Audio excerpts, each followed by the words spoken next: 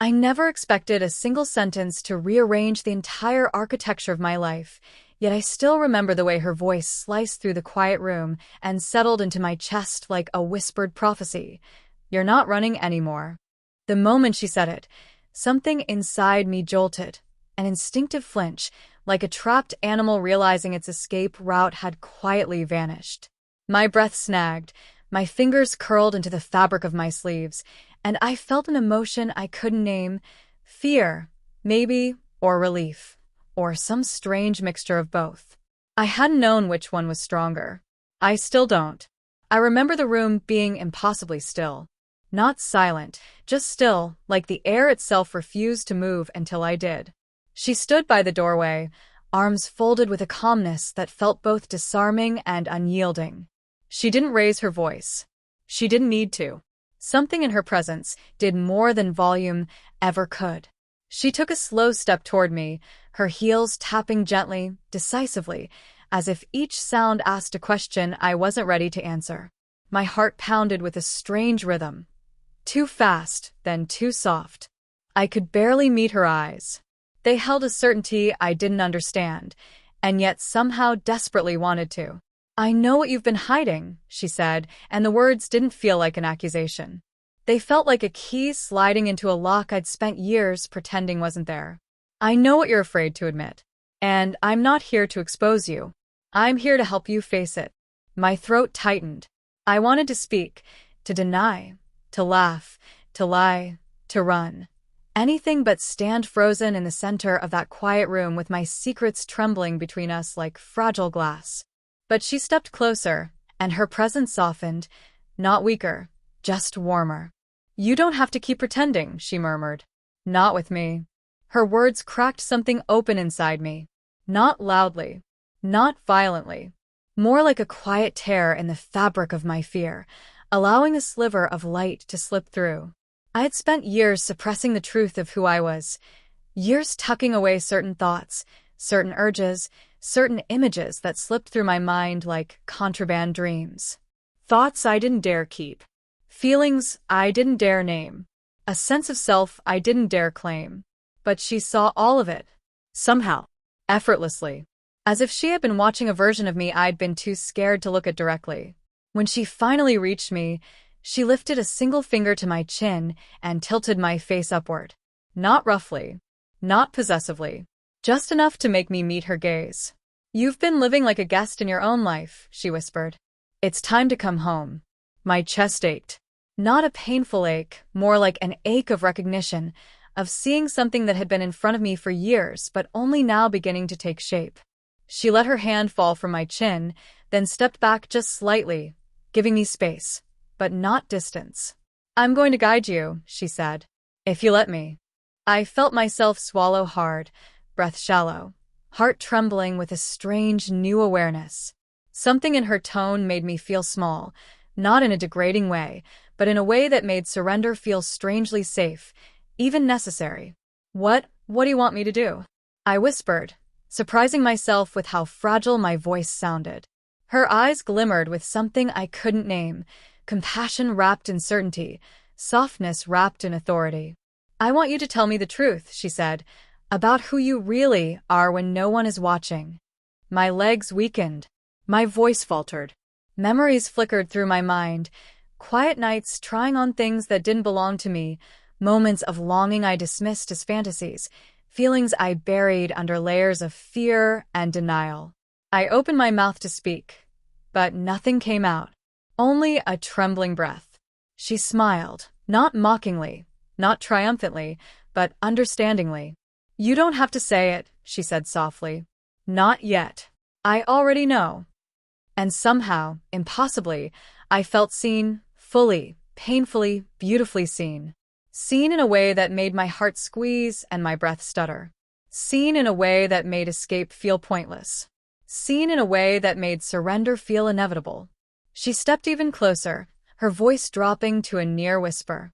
"From this moment forward," she murmured, "you're not my secret. You're my responsibility."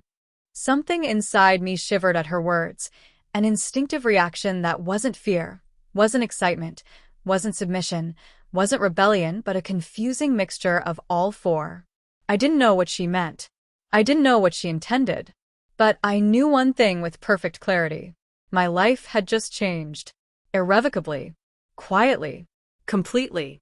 And I wasn't sure if I wanted to run from that truth, or fall into it. I couldn't breathe when she closed the door behind us. It wasn't fear, at least not the kind I could name. It was something far quieter, deeper, like a quiet pressure inside my chest that kept insisting I was stepping into a moment that would rearrange me. I kept hearing her earlier words looping in my mind, the ones she'd tossed so casually, yet they clung to me like they were shaping my future. If you want to understand yourself, let me guide you. I didn't know what she meant, but the way she said it felt like she had known me long before I ever dared to know myself. Her room wasn't intimidating the way I expected. No harsh lights or dramatic setup. Just a soft lamp, warm shadows, the faint scent of jasmine, so gentle it almost made my throat tighten. She stepped ahead of me, the calm confidence in her stride making me feel like I was already falling into a pace that belonged to her, not me. She didn't turn around immediately. She just stood there, hands lightly clasped behind her back, as if giving me one last moment to decide whether I would stay. But my feet didn't move. They felt rooted, drawn, held. When she finally faced me, her eyes were so steady that I had to look away for a second. She didn't scold me for my reaction, didn't tease, just watched me as if studying the exact way my uncertainty folded inside me. "You're tense," she said, and the softness of her voice made the room shrink around us. "You're thinking too loudly. Stop fighting the moment. Tell me what's happening in that head of yours." The question shouldn't have been hard, but my voice tangled in my throat. I wasn't used to being asked how I felt. Most of my life had been about hiding the things that didn't fit anywhere. But something about her steadiness made the truth push forward on its own. "I don't know who I'm supposed to be right now," I confessed, each word shaking a little even though I didn't want them to. "And I don't know why I'm not running." She stepped closer, not invading my space, just close enough that I could feel her there. "You're not running because you've been waiting a long time for someone to see what you don't say out loud. You walked through my door because the part of you you've been ignoring finally got tired of being silent." My breath caught, because it felt like she was reading pages I'd never shown anyone. Then she walked to a small wardrobe against the wall. She didn't open it dramatically. She wasn't trying to shock me. She opened it like this was normal, like she already knew what I needed even before I did.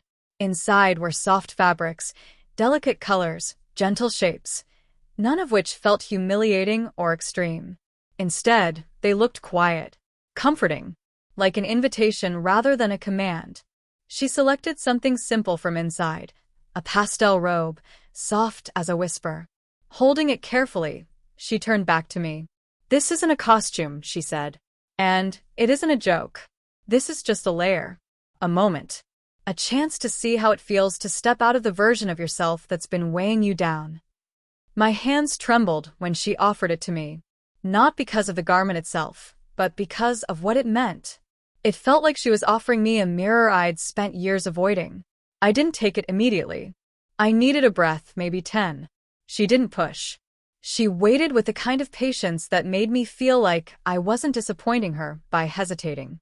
Actually, she seemed to understand that the hesitation was part of the transformation itself. Finally, I took the robe, my fingers brushing the fabric, almost startled by how soft it was. I whispered, "Why do you care so much about this?" Her expression shifted, softer than anything I'd seen from her before. "Because I can see the version of you that you keep locked behind your ribs. And I want you to meet them.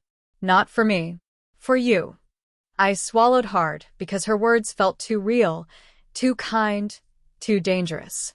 Then she said something that made my pulse stutter. "Tonight, you're not here to impress anyone. You're here to discover yourself. And if you let me guide you, I'll help you find the side of you that's been waiting to breathe." For a moment, everything inside me went quiet, so quiet I could hear my heartbeat. I stepped behind the small partition to change, hands shaking, breath uneven.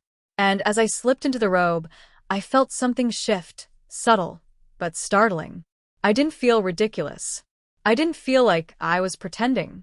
I felt lighter, like I was shedding a version of myself that had been scraping against my skin for years. When I stepped out, she looked at me, not like I was strange, not like I was someone pretending, but like she recognized something I didn't recognize yet. And when she whispered, "There you are," something inside me finally exhaled. The robe wasn't transforming me. She wasn't transforming me. Something inside me was waking up on its own, and she was simply holding the door open. Her smile softened, her voice lowering. "Ready for your next step, my brave little pet?" My heart almost stopped. Not from fear, from recognition. That single word didn't feel demeaning. It felt like belonging, like she was naming a version of me I didn't know how to claim yet.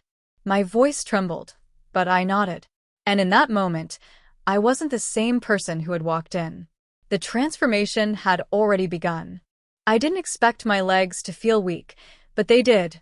Not from fear, but from the strange lightness spreading through me as I stood there in the pastel robe. It wasn't dramatic, not some movie like Metamorphosis. It was quieter, subtler, like my body had finally stopped bracing for something that never came. For the first time in what felt like years, I wasn't protecting myself from anyone. Not even from her. She circled me slowly, not in a predatory way, but as though she was walking around a delicate piece of art she didn't want to damage by moving too fast. I felt my breath hitch every time her gaze passed over me, but she never let her expression turn into judgment or triumph. It stayed contemplative, almost gentle. "You're holding your shoulders too tight," she murmured, standing behind me. "You don't have to shrink anymore. Let yourself exist without apologizing." Her fingertips didn't touch me, but they hovered close enough that I felt their presence like a warm echo along my back. And for reasons I couldn't explain, my posture loosened. My shoulders softened. My breathing expanded. It felt like she was teaching my body a new language through suggestion alone. "Good," she said softly. "You're starting to listen to yourself." I wanted to speak, but words felt fragile. Still, I managed to quiet. "I don't know what I'm listening for." She stepped around to face me, and the look she gave me was so steady it felt like it reached inside me. "You're listening for the part of you that's been drowned out by everyone else's expectations. You've been taught to be small, obedient, quiet, yet none of that was ever your truth. You've been hiding softness because the world punished you for it." Her words hit harder than I expected. A strange ache pressed behind my ribs, the kind you feel right before you confess something you're scared to admit even to yourself. Softness just felt dangerous. She nodded, not arguing, not minimizing. Of course it did. But here, softness isn't a weakness. It's the doorway. I swallowed, the robe's fabric brushing lightly against my skin with every inhale. It grounded me more than I wanted to admit. She gestured to the vanity nearby, simple, elegant, nothing intimidating. "Come here," she instructed quietly. My steps were hesitant at first, but when I sat, she didn't crowd me. She stood beside me, one hand resting lightly on the back of the chair, her presence calm and unwavering. I didn't look in the mirror. I was afraid to see myself, afraid of what I might feel if I liked what I saw. "Look," she said. I hesitated. She didn't push. When I finally lifted my gaze, I was almost startled. The person in the mirror didn't look feminine, not yet. Not transformed in any dramatic way. But something was undeniably different. My posture, my expression, my eyes, they weren't burdened the way they usually were. I looked softer in a way I didn't know I could be without feeling ashamed. "It doesn't look wrong," I whispered, surprised at my own reaction. She leaned down, her voice brushing my ear with calm certainty. "It's not wrong. It's another truth you've never allowed yourself to consider." I exhaled shakily. "It scares me. That means it matters." She opened a drawer and took out a delicate hairpin. Simple, nothing extravagant. She held it between her fingers, turning it so the lamplight caught its shape. "May I?" she asked. Her asking made something warm bloom in my chest. She wasn't claiming me. She was inviting me. I nodded. She slid the pin gently into my hair, her touch feather-light. Then she stepped back and let me look again. The change was small, nearly invisible to anyone else. But to me, it was everything. It was a piece of softness I had never allowed myself to wear, and seeing it there felt electrifying in a quiet, intimate way. "You look like you finally stopped pretending," she said softly. My eyes stung unexpectedly. I blinked hard. "I don't understand why this feels so heavy." "Because you're meeting yourself for the first time." I didn't know how to respond. The room felt too warm, too full of emotions I'd kept sealed away for years. She didn't let me drown in them. Instead, she lightly touched the back of my hand, barely a brush, but enough to steady me. "You're doing beautifully," she murmured. "Every step you take tonight is yours. I'm only guiding, shaping, helping you see what you've hidden. But the transformation that's coming from inside you." I nodded slowly, breathing deeper. Then she tilted her head and asked, "Are you ready for something a little more revealing? Not clothing, truth. I want you to tell me the real moment you first wondered what it would feel like to become someone softer, someone free." My pulse jumped because I had never said that aloud. Not once, not to anyone. But with her, the truth felt possible. I inhaled, my voice trembling. It was when I was little. I remember seeing this girl in my class. She wore a light pink sweater, and I didn't want to be with her. I wanted to know what it felt like to be her. Just for a moment. To feel gentle. She nodded, completely unshocked. "You've been carrying that wish for a long time. Is that wrong?" "No," she said firmly. "It's honest." Her certainty made my chest unclench in a way I didn't expect. Then she stepped closer again, her eyes locking onto mine with a kind of quiet authority that felt less like control and more like protection. "Tonight, you're not hiding anymore. Tonight, you're allowed to follow that softness. And I'll be right here as you do." Something inside me trembled, fear, relief, both tangled together. And then she whispered it again, that name that felt like it belonged in some secret place inside me. "Good, my little pet." And this time I didn't flinch. This time, my heart answered. I didn't expect my voice to shake when I whispered yes, but it did, so subtly that maybe anyone else would have missed it. But not her. She heard everything, every small tremor, every unspoken question woven into my breathing. She didn't react with a smile or a smirk or anything triumphant. Instead, she looked at me with a softness that somehow made the room feel smaller, safer, warmer. "Stand up," she said gently. The way she spoke didn't feel like an order.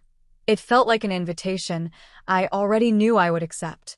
My legs carried me up without hesitation, though every movement felt amplified somehow, like stepping into a world where the air itself was thicker, more aware of me.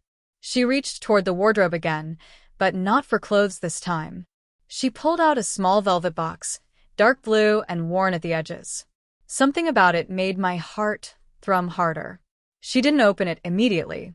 She held it in her palm and faced me again with a look as calm as moonlight. "There's a moment in every transformation," she said softly, "when a person crosses the threshold, not because someone pushes them, but because something inside them steps forward on its own." I swallowed, nervous and curious at the same time. Is that what this is?" "It can be," she replied, "if you're ready." I didn't know what waited inside that little box, but I felt its weight even from a distance. Not physical weight, but emotional. Symbolic. Like whatever it held would mark a shift I couldn't step back from. "Before I open this," she continued, "I want you to speak aloud one truth you've always buried. Not a dramatic confession. Not guilt. Just a feeling you've never allowed yourself to admit." My throat tightened. The room felt quiet enough that I could hear my own pulse echoing in my ears. She waited with the kind of steady patience that made the silence feel like part of the transformation itself. Finally, I breathed in and whispered, "I've always wished I could be softer. Not in the way people joke about. Not weak. Just gentle. Allowed to be delicate. Allowed to be seen that way." Her eyes softened, not in pity, but in recognition. "That's not something to be ashamed of," she said. "That longing is a piece of your truth." She lifted the box and opened it slowly. Inside was a delicate collar, Not provocative or dramatic, nothing theatrical. It was thin, pale, elegant, with a tiny silver tag shaped like a teardrop. Not a name tag. Not a symbol of ownership. It looked like it was meant to represent transformation, vulnerability, becoming. My breath froze. She held it in her palm the way someone might hold a fragile butterfly. "This isn't about control," she said quietly. "This is about intention. About claiming your journey rather than running from it. You don't have to put it on. You don't have to touch it. But if you choose this, it means you're ready to stop treating softness like a secret." I didn't reach for it. I couldn't. Not because I didn't want to, but because the moment felt too immense, too heavy with everything I had buried for so long. My heart was beating so fast, I was sure she could see the pulse beneath the robe's collar. She stepped closer, not forcing, just entering the same breath of space I occupied. Her voice dropped to something faint, steady, impossibly grounding. "You're trembling." "I don't know what to feel," I whispered. "That's exactly why you're ready." I closed my eyes for a moment. My emotions were a swirl of fear and longing, uncertainty and recognition. Choosing softness wasn't a costume. It wasn't playful. It was vulnerable in a way I had never allowed myself to be. When I opened my eyes again, she was still there, holding the collar in her hand like a promise she'd never weaponize. Gently, so gently I barely felt it, she reached out and brushed her fingertips against my cheek. "You are not becoming less," she murmured. "You are becoming whole." The words broke something inside me. The good kind of breaking, the kind that lets light in. My voice cracked as I whispered, I want it." She didn't move fast. She didn't rush. She lifted the collar with a reverence that made my breath hitch and stepped behind me. Her fingertips brushed the back of my neck as she positioned it, and the feeling sent a long, shivering breath down my spine. Not from fear, but from the realization that I was allowing myself to be seen completely. The clasp clicked softly. A simple sound, but it felt like a door opening inside me. She stepped in front of me again, her gaze warm, steady, almost proud. "Look at yourself." I turned to the mirror slowly. The reflection staring back at me didn't look trapped like before. Didn't look confused. Didn't look ashamed. I looked grounded. Like I had taken my first step into being someone I had never been brave enough to imagine. The collar didn't make me feel owned. It made me feel chosen by myself. She placed her hand over her heart and said quietly, "Now you're beginning." And for the first time in my life, I believed her. I didn't realize how long I'd been staring at her until she finally moved. Just a small shift, a quiet step closer, but it made the air thicken around us. Part of me still wanted to run, to defend myself with the old armor I'd used my whole life, the one made of denial and jokes and pretending everything I felt didn't matter. But something about her gaze made that armor feel absurdly heavy. And for the first time, I wasn't desperate to hold on to it. "Come here," she said quietly, not commanding, not stern, just certain. That tone always disarmed me. It wasn't dominance the way people imagined it. It wasn't sharp or harsh. It was calm, grounding, a tone that made my mind go quiet, like she knew exactly how to pull me out of the storm I'd spent years living in. I took a small step toward her, then another, and the closer I got, the more the fear inside me changed shape. It wasn't fear of humiliation. It was fear of being seen too clearly, fear of what I might become if I let go. She reached up and touched the side of my face, her fingertips barely brushing my jaw. It was such a small gesture, but it felt like she had reached past my skin and touched something raw and buried inside me. "You're trembling," she whispered. "I don't know why." "You do," she corrected gently. "You're standing on the edge of yourself. You're discovering a version of you that you've kept locked away. That kind of truth always shakes people." My breath shuddered out of me. "It feels like I'm changing too fast." Her thumb brushed my cheekbones, slow, steady. "No," she said softly. "You're not changing quickly. You're simply catching up to who you were always meant to be." The words hit me like a warm wave I wasn't prepared for. No one had ever spoken to me like that. Not with certainty. Not with belief. She stepped back and opened the wardrobe again. This time, she took out something slightly bolder, not dramatic, just a slip of fabric with soft patterns and flowing lines. It wasn't a dress, not fully. More like a delicate tunic, something gentle, something that existed in that uncertain space between who I was and who I might become. She held it out to me carefully. "Try this." I stared at it, my throat tightening. "It's more feminine." "More honest," she corrected. I hesitated long enough that she stepped closer again, not to pressure me, but to anchor me. "Listen to me," she said quietly. "You are not becoming something wrong. You are becoming something true." My fingers finally closed around the fabric. It was impossibly light. The kind of softness you have to hold with care, or it slips right through your hands. It felt symbolic, like she was handing me a piece of myself that I had thrown away years ago. I stepped behind the partition again, my hands trembling as I changed. And when I finally looked down at myself, I felt the world wobble slightly beneath my feet. The tunic embraced my shape loosely, gently, never mocking, never exaggerating.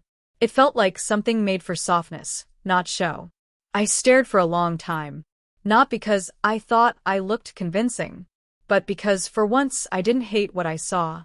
When I walked out, she looked at me, and something in her eyes softened in a way I had never seen before. Not surprise, not amusement. Recognition. "Beautiful," she said quietly. My breath snagged in my throat. "I don't think I'm—" "You don't get to argue with me about how I see you," she interrupted gently. "You're not used to kindness. So when you receive it, you think it's undeserved. But let me be very clear. You look beautiful." The word landed in my chest like a stone dropped into deep water. It rippled. It echoed. It did something to me I couldn't describe. She walked behind me again, this time lifting my hair with her fingers to pin the second clip she'd chosen, something soft, shimmering, understated. When she stepped back and I caught a glimpse of myself in the mirror, I felt something inside me collapse in silence. Not in shame. In relief. I didn't look like a parody. I didn't look like a joke. I looked like a version of myself I had never let live. "Why does it feel like I'm losing who I was?" I whispered. "You're not losing anything," she said softly, her hands resting lightly on my shoulders. "You're shedding someone you were pretending to be." I closed my eyes, breathing in slowly. Her presence behind me felt like a steady wall, solid, unwavering. Then she leaned forward, her voice brushing my ear in the quietest tone yet. "My little pet, you're starting to step into who you truly are. Not my version of you. Yours." The word pet didn't make me flinch this time. It didn't embarrass me. It didn't degrade me. It made me feel held. Like someone understood the softness I'd been hiding, the vulnerability I had never dared to show. When I opened my eyes, she squeezed my shoulders gently. "Tonight isn't about performance. Or obedience. It's about truth. And you've already taken steps most people never dare to take." I swallowed hard. "So, what happens next?" She smiled soft, knowing, almost proud. "Next, you learn something important," she whispered. "You learn how to move in this new skin." My heart lurched. She wasn't just guiding my appearance. She was guiding my identity, piece by piece, breath by breath. And for the first time, I wanted to follow. I didn't realize how quiet the room had become until she closed the small journal she'd had me write in, the soft sound of the cover clicking shut echoing faintly like an ending, or maybe a beginning I wasn't ready to name. My handwriting was shaky, uneven, like every line had been pulled out of me rather than written by choice. She slid the journal aside with slow, deliberate care, as if the fragile truths inside it needed to settle before either of us touched them again. "You did well," she said, her voice low, warm, and steady. Something about the way she spoke made the air feel thicker around me, like I wasn't supposed to rush through whatever was changing inside my chest. "You're unraveling the knots. That takes courage." I swallowed, my throat tight. "It feels like I'm losing control." "You're not losing it," she corrected gently. "You're releasing it. There's a difference." I didn't know how to answer. My fingers twisted in the robe sleeve, the fabric brushing my skin like a reminder of everything I had begun tonight and everything I still didn't know how to face. She watched my hands, then lifted her gaze to me with a look that held no judgment, only understanding, maybe even pride. "Stand," she said softly. Her tone wasn't commanding in a harsh way. It was steady, guiding, the kind of tone that made you want to follow because being led by her felt safer than navigating yourself. I rose slowly, legs a little unsteady from how much emotion had pooled inside them. She walked around me, not touching, but close enough that I could sense her presence, the way you feel warmth radiating from a candle even if it never touches your skin. Every step she took made the air shift, and I felt it with an intensity one didn't understand. "You're holding something back," she murmured behind me. "I can hear it in the way you breathe." My breath stuttered. Too quick, too shallow. "Look at me," she said. I turned not because I had to, but because something inside me wanted to. She stepped close enough that I could see the flecks of gold in her eyes, the steady calmness that made the rest of the world feel like static fading out. "What are you afraid will happen if you let go?" she asked. I hesitated. Too long. Long enough that she lifted her hand, not to touch, but to tilt her head, inviting the truth instead of demanding it. "I'm afraid," I whispered, "that if I let this part out, I won't know how to go back. I won't know how to be who I was." Her expression softened in a way that felt almost tender. "You're clinging to a version of yourself that never fit. Tell me this. Why would you want to go back to someone who made you feel small?" The question hit like a wave. I didn't have an answer. She saw it written across my face, and her smile was small but full of something reassuring. "Exactly," she said gently. "You don't have to go back. You're not losing yourself, you're uncovering yourself." My chest tightened, but this time it wasn't from fear. It was something else, something warmer and more terrifying. Hope. She stepped toward the wardrobe again and opened it, but she didn't reach for clothing this time. She pulled out a small box, dark wood with a subtle carved pattern along the edges. She placed it on the vanity and opened it slowly, giving me time to react, to breathe. Inside wasn't anything flashy, no dramatic accessories, no overwhelming choices. Just a few small items, delicate and simple, a soft ribbon, a light touch of color in a compact, a comb with smooth wooden teeth. She took out the ribbon first. "May I?" she asked again. Always asking. Always offering, never forcing. Somehow that made my heartbeat louder, my fear quieter. I nodded. She moved behind me, gathering a section of my hair with careful fingers. I felt every slight movement like a quiet ripple down my spine. She tied the ribbon gently, the knot light, symbolic rather than binding. "Look," she whispered. I faced the mirror again. The change was tiny, barely noticeable to anyone else. But to me, it felt like looking through a window I had only ever peeked through from the shadows. My face wasn't transformed, but my expression was. Softer. Braver. A hint of someone emerging. Someone I wasn't ashamed of. She stepped beside me, meeting my reflection with her own. "This isn't just about appearance," she said softly. "It's about allowing yourself to occupy a place you've been denied. A softer space. A freer one." My throat tightened again, but this time I didn't hide it. I let it burn. I let the feeling swell instead of swallowing it like I always did. "I don't know how to be that person," I whispered. "You don't have to know," she replied. "You only have to allow." I looked at her reflection, then at mine. And then quietly, almost imperceptibly, I nodded. She smiled slowly, the kind of smile that felt like sunlight breaking through clouds. "Good," she said. "You're shifting. You're opening. You're stepping into yourself." She placed one hand lightly on my shoulder, not gripping, just grounding. "And soon," she murmured, "you'll understand why I called you my little pet. Not as ownership, as recognition. Because you've always belonged somewhere softer, and you're finally letting yourself reach it." The ribbon brushed my neck as I breathed, a small reminder of how different I felt already. And for the first time, I didn't flinch from the word. For the first time, part of me leaned into it. I didn't know a single evening could hold so many versions of me, each one peeling away from the last like soft layers I never realized were suffocating me. By the time she guided me back toward the center of the room, I felt both weightless and unsteady, like someone learning how to stand for the first time. She didn't rush. She didn't even speak at first. She just walked beside me with the same calm gravity she'd carried since the moment she opened her door. The robe swayed lightly around my legs, whispering with each step, making me aware of my body in a way that didn't feel embarrassing or exposed, only real. "Stop here," she murmured, placing a hand gently above my elbow. Not holding, just guiding. I did. She moved around me until she was standing directly in front of me again, her gaze steady, searching, but not for flaws. She always looked at me like she was trying to locate the tiny sparks inside me that even I had forgotten. "There's something you're still holding back," she said softly. My breath caught because she was right. Even with everything I had confessed, everything I had let myself feel tonight, a small knot of fear still thrummed inside me. "I'm trying," I said quietly.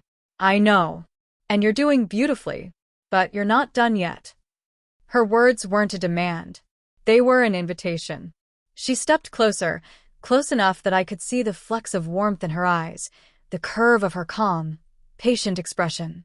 "I want you to tell me the truth you're most afraid will change everything." The room suddenly felt too quiet. My heartbeat filled the silence, loud, uneven, frightened, not because she was asking too much, but because she already knew the answer I was terrified to say aloud. I swallowed hard. What if this isn't just curiosity for me? What if it's something deeper? What if I've been fighting myself for longer than I can remember? Her face softened. "Then it means you're finally brave enough to look at who you've always been." My breath shook. "But if I let myself accept that, won't everything fall apart?" "No," she said, her voice calm and unwavering. "Everything false will fall apart. Everything true will finally begin." The words hit something raw inside me. I closed my eyes for a moment, steadying myself. When I opened them again, she was still there, patient and unmovable. "Tell me," she encouraged. "Let yourself speak without fear." I inhaled slowly, the robe tightening lightly around my chest with the movement. I think I've always wanted to feel like this. Safe. Soft. Seen. I think I've always wanted permission to be more than the boy everyone decided I had to be." She nodded, not surprised, not judgmental, just present. "That's not a small truth. That's a doorway." A tremor went through me. What if I cross it and can't go back? Then you'll finally be moving forward. Her certainty was terrifying in the most comforting way. She reached up and lightly brushed a stray strand of hair from my forehead, her fingers warm against my skin. "You're not losing yourself. You're discovering yourself. And I'm here. I won't let you fall." The knot in my chest loosened, just a little, but enough to breathe again. Then she stepped back slightly and gestured toward the mirror again. "Look," she said. I turned, hesitant but willing. The reflection staring back at me wasn't transformed in any dramatic, movie-like way. But the change was deeper, almost invisible. My eyes were softer, my posture calmer, my expression no longer trapped between fear and shame. I looked like someone trying, for the first time, to meet themselves without running away. She stood behind me, her voice a low hum. "See how much can change without changing who you are? This isn't pretend. This isn't performance. This is truth rising to the surface." I swallowed. "It feels strange. Of course it does. You've spent years teaching yourself to ignore this part of you. But look at what happens when you stop fighting. Look at how natural it becomes." I stared at the reflection, feeling something warm and fragile bloom inside me. Then she said my name, softly, deliberately, and added, "You're allowed to belong to yourself. Not to expectations. Not to fear. To yourself." My throat tightened. "It feels like I'm becoming someone new." "No," she whispered. "You're becoming someone honest." The robe swayed again as I shifted, the faint movement somehow grounding me. She looked into the mirror with me and spoke with a steady confidence that sank straight into my chest. "By the time tonight ends, You'll understand something you've been afraid to admit for years. Nothing about this makes you weaker. It makes you real." I breathed out slowly, feeling that truth settle deeper inside me. "And this," she said softly, "this version of you, the one who's finally letting themselves be seen, is the one I've wanted to meet from the beginning." Her voice dropped to a quiet, almost tender murmur. "My little pet, you're almost ready." And for the first time since stepping into her room, those words didn't feel like a title. They felt like a promise, a belonging, a step toward a future I had never allowed myself to imagine. And I wanted, deeply, terrifyingly, to take that step. The morning light spilled softly across the room, golden and warm, as if it had waited all night to witness this moment. I lingered before the mirror longer than I had in any previous morning. Not with fear, not with hesitation, not with the old self-doubt that had haunted me for years. This time, I gazed into the reflection fully, deliberately, and it felt right. Natural. Complete. Every curve, every softened line, every subtle nuance of my face and posture, this was not a costume, not a temporary mask. This was me, and I could finally see it. Not as someone forced into another form, but as someone who had been waiting patiently inside all along.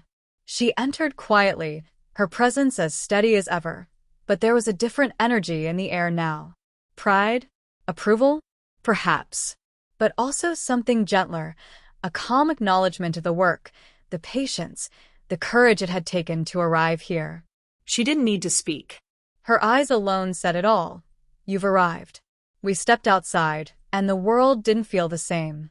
The streets, the people, the sunlight, everything seemed sharper, more vivid, more alive. I noticed the subtle glances, the passing smiles, but I no longer flinched, no longer shrank, no longer questioned my right to exist visibly, confidently. Each step felt deliberate, flowing, entirely my own. We wandered through a quiet park, the golden hour casting a halo over everything. The wind caught my hair and skirt, and I let it, without thought, without hesitation. Each movement felt like a declaration, not to anyone else, but to myself. I had shed years of hiding, of pretending, of silence. And in its place, I had claimed something far more profound: presence. She didn't guide me this time. She walked beside me, her smile quiet, her gaze steady, letting me own the space I now occupied. I felt a thrill of liberation in that, the realization that guidance had given way to independence, that the lessons and patience she had offered were now mine to carry, fully and unapologetically. We stopped by a small pond, sunlight sparkling on the rippling water. I knelt briefly, just to watch my reflection, to see how far I had come. The person staring back was neither fragile nor hesitant. She was confident, soft, real. My hands traced the water's surface gently, mirroring the quiet grace that had always existed in me, but had never been allowed to show.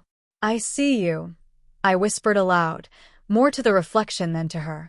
"I see myself." She watched without speaking, her presence enough. And I realized then that transformation had never been about what she made me, or what the clothes, the ribbons, or the guidance had given me. Transformation was about uncovering, acknowledging, and embracing the self that had always existed inside, delicate, resilient, unapologetically me. Tears rose unbidden, not of shame or fear, but of recognition and release. I touched the gentle curve of my jaw, the slope of my shoulders, the softness of my hands, and in each movement I affirmed, "I belong here. I am valid. I am whole." Her hand brushed briefly against mine, not to steady me, not to control me, but as a quiet acknowledgement of the journey we had shared. "This is yours," she said softly. "Every choice, every step, every breath. You've done this. And yet, it's only the beginning. You will keep discovering yourself, and each day will be another gift." I nodded, understanding with full clarity that she was right. Transformation was not a destination. It was a continuous revelation, a daily courage, a lifetime of subtle awakenings. And for the first time, I was ready to meet each one without fear, without hesitation, without doubt.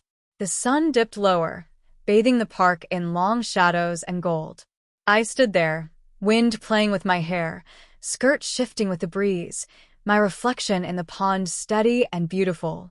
I was no longer hiding. I was no longer pretending. I was seen. I was whole. I was free.